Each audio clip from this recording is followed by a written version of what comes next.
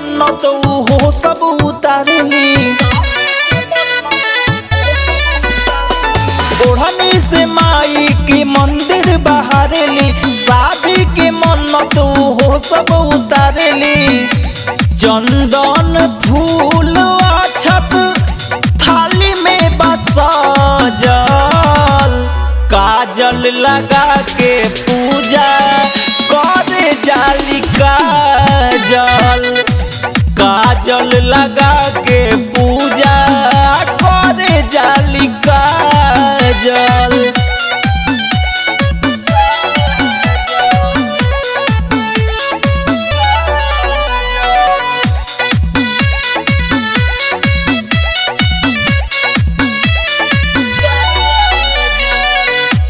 भर नवरात्र कर गजबे बसीन हो, भक्ति में रहेली हरदम लीन हो।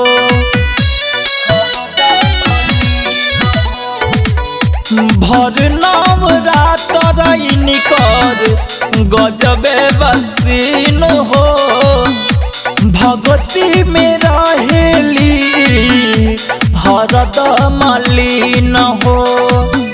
इनका दिल में प्रीत के घंटी बाबा जल, काजल लगा के पूजा करे जाली काजल। काजल लगा के पूजा करे जाली काजल।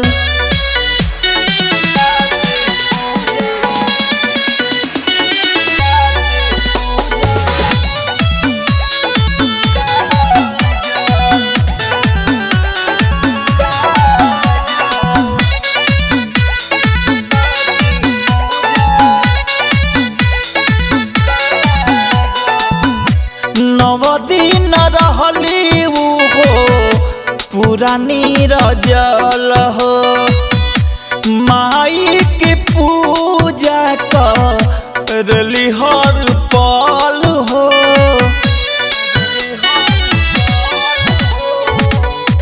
नवदीन रहली हो पुरानी रजल हो, माई के पूजा करली हर पल हो।